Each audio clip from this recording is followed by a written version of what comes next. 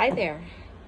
I am doing this video myself today since Deb is out of town, so it's not going to be quite as thorough as the other ones because I only have use of one hand, but I think the projects this month are pretty simple but super fun, so I don't think you'll have any problem following directions and figuring out the fun way to make your process creative.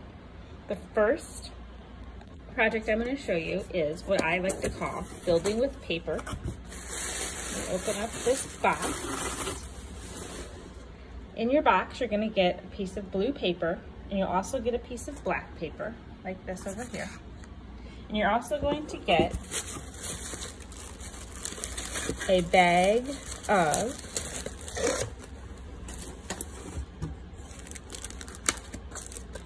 of different colored paper squares.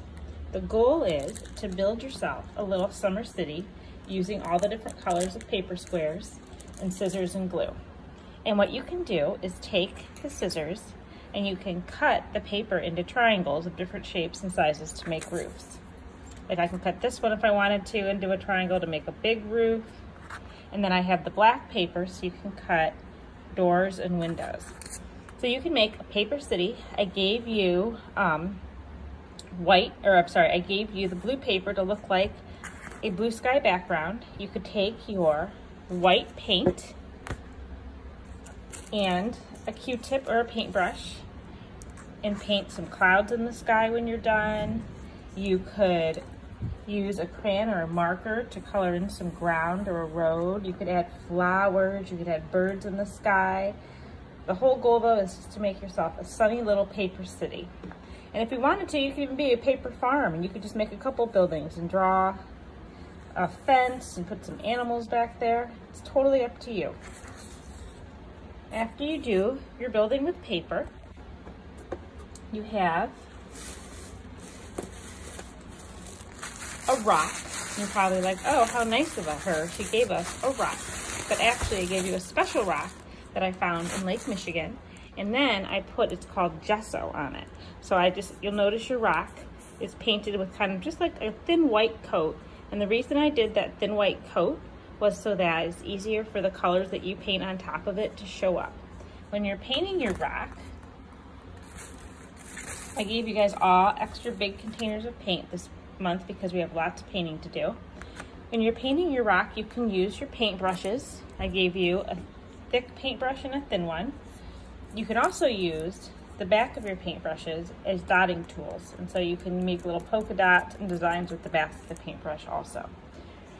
Just to go over for our painting this week, how we mix colors. Remember that we have red and yellow, that makes orange. Yellow and blue makes green. I included a green for you, but if you would like to make more of a lime green, you add more yellow. And if you would like to make more of a dark green, you add more blue. And we have two different blues, a light blue and a dark blue. And then we have some white. And remember too, that blue and red and a little bit of white make purple for you. And white and a little bit of red will make you a pink. So you should be able to do all sorts of stuff with these colors. Next we have a turtle canvas. So I'll take this one apart.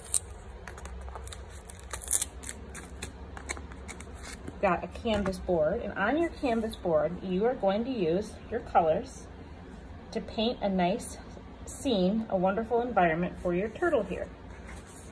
First thing I would do though would be to paint the turtle, and paint the turtle away from the canvas and let it dry. For the turtle I included that fun green, but you don't have to use it. You can paint your turtle any color you wanted to. I think pink turtles are pretty cool, blue turtles. If you wanted to make a brown turtle, you want to mix a little bit of red, yellow, and blue together. So all the primary colors together, if you mix those, create a brown. I included a paper plate for you to mix on if you want to be a color mixer. When you're done painting your turtle, put it to the side. Also try to make sure you paint your edges of the turtle. Put that to the side. Ooh, one more thing, you can give it even a little bit of texture again using the back of the brush and doing some neat little dots. And in your bag of goodies this week, there's one little eye in there. There it is, a little eye if you want to put a little googly eye there. And your bag of goodies is to attach to your canvas after you paint this.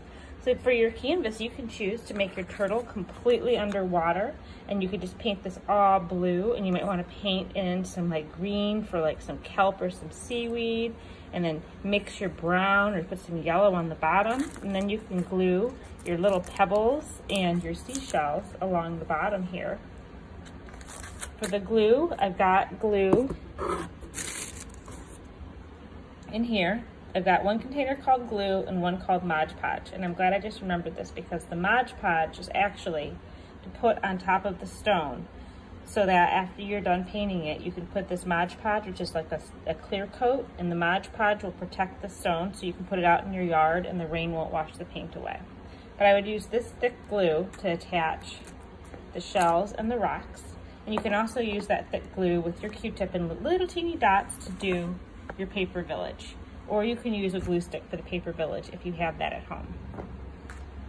You could also, for your turtle, paint like a little hill for him to be on with like water in the background. He could be a grass turtle, and you could have all sorts of just green grass in the background and flowers.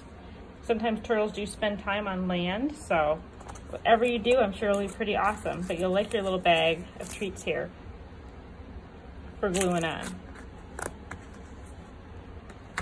After your turtle, we have what will be a popsicle stick garland. So you've got all the pieces in this little bag to make these. There should be, I gave you 6 cutouts, but I gave you 7 popsicle sticks because some of the popsicle sticks were a little wonky.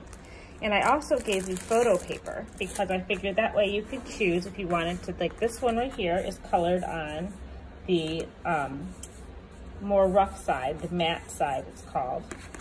And then this right here, I did on the photo paper side, and I used the technique where I used the Crayola washable markers, and then I put water on them to give them like a paint look, and then when it dried, I went back on top of it to give it a design. So you can choose which side of the paper you want to use. When you're done with your decoration, and if you've used water after they've dried, glue your popsicle sticks on with your tacky glue, let everything dry, and then I gave you a pretty piece of sunny yellow ribbon to string them all on. And if you notice in there, I even used washi tape to make a part of the ribbon pointed to make it easier to string your popsicle sticks. These are going to be super cute. You should hang them in your kitchen or in a playroom, or if you have a party coming up, they'll be adorable. Now last but not least, we have a blank canvas, a little tiny square blank canvas that you can paint whatever you want on, which is very exciting.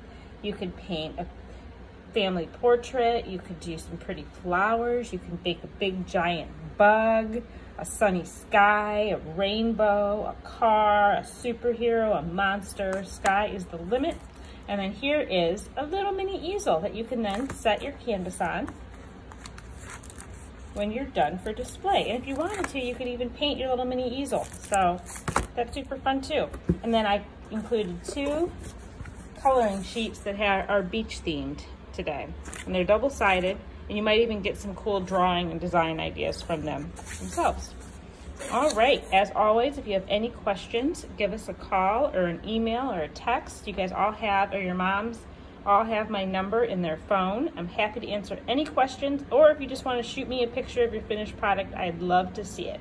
All right, have a great time, everyone. Happy summer. Bye-bye.